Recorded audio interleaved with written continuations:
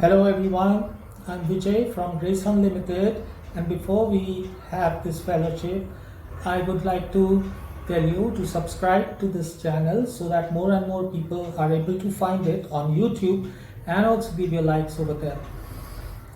Last time in my last video, we were discussing Ephesians chapter 4, 7 to 10 verse. When he ascended on high, he led captivity captive. So we have discussed a few points over there, and taking it on further from that point, I want to tell you that his goodness, mercy, forgiveness, compassion and love are the elements which have to be extended without any limit to the people in the whole world, and therefore everybody is able to receive God's blessings through us, we being the channel. Now the problem over here is that we always think very small, and we do not support communities. We don't go out and do good job, good work, or support them in whatever good they are doing. One thing I want to clear over here, that irrespective of what religion one is following, there is one very common thing among all the religions, and that is that they want to serve humanity, and therefore we have Jesus who came with this objective of serving humanity, and he went to the extent of giving up his life on the cross. And that was because although we are serving the humanity, and there is nothing that is saving us from standing in violation to God's program or God's laws. The problem over here is that whenever we go out and do good jobs, what is happening is that there is an element that is right within us, and that element is of deceit, covert and envy. And this is always somewhere buried deep inside all of us, and that is how we are not able to perform to our full potential. And even if we do, this is one aspect that turns things against us. Now the element of unconditional love gets compromised over here because we have our own agendas when we do these activities. So therefore Jesus wants that all the things that captivate us should be released, so that we can go out fully and do our best. When you go to a place that is fascinating and beautiful, the scenery over there, it captivates you. Then what happens? It captivates you, and then you are mesmerized within that, and do not think beyond that point. So over here the idea is that we are able to look beyond a certain point, beyond the place that captivates us, and that can only happen when we dwell in spirit. That's why Jesus always said that don't live by flesh, live by spirit, because flesh is also captivating us. It is limiting us, and therefore when we live in spirit, we are in a better position to go ahead, look beyond that point and break the box, come out and fully extend the services that God expects from us. So that is one thing. And the other thing is that Jesus said that he filled all things. When he rose, he filled all things with what?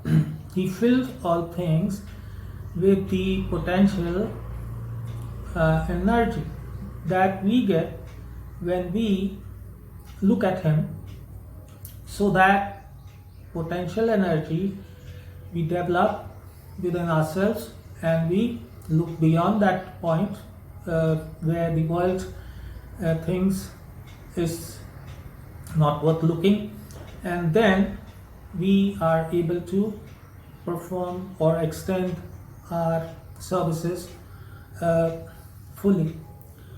So this is one thing I want to tell you, that He fills all things with goodness so that we can go fully forward and extend goodness through which the men were given gifts through us, because we have done God's work. So the men are going to now be awarded as we approach these people being God's channel of blessings, and then reach His blessings to each one of them. There are two significant things about Jesus. One is that He says that we people are to not only love God with all our heart and soul, we have to love our neighbor with all our heart and soul as well. So that means people from all communities have to come together, and we have to join hands with them, and whenever situation demands, we must also give them our support. As far as goodness is concerned, everybody should be involved. The greatest religion is humanity, and that we must never forget. That's the reason why Jesus did not form any religion, because He wanted us to dwell in humanity, and humanity demands that we do good for everyone and everybody. Jesus died because He wanted us to be secure. So upon the cross, when He sacrificed His life, He was trying to save our souls from going to hell. As we continuously keep doing envious jobs and being envious or being covetous or deceitful, so in a way, no matter how much good we do, we are always falling short of God's expectation. So we need to go fully forward with the potential of not worrying about many things that are not allowing us to do sufficiently, as we are afraid of our own performance. Therefore, Jesus died so that we can literally forget about things that keep us tied and go out and do, and Jesus is looking after the rest. So He's our advocate, and He's paid for our sins already upon the cross. Therefore, we need not worry about this aspect, because if we are having 1/4 of sin, God's grace upon us through Jesus is 3/4. So you can't sin as much as the grace can save you. So that is one aspect. The other thing that I want to tell you very quickly is that we can change the atmosphere.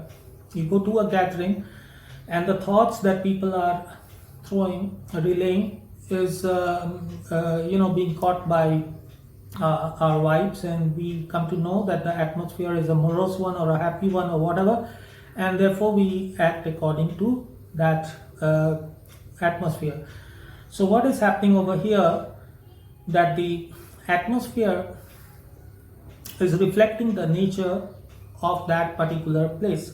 So when this can happen, let me tell you, the thoughts that people relay are caught by us and interpreted by our brains, and we understand that over here how we need to behave ourselves.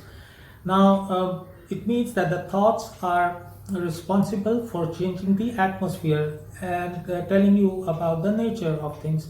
So therefore, if this can be happening, I presume that even when we have rational thoughts and good thoughts, it also changes the atmosphere and has an impact on nature that has impact on us, because then if our thoughts are good, then the nature will definitely be impacted by our thoughts, because in the end, let me tell you that some thought process was they are behind creating the whole creation. Therefore, there was a mind, a universal mind, who acting upon all these things, and the thought brought forward intelligence and other aspects that we live with in our lives today.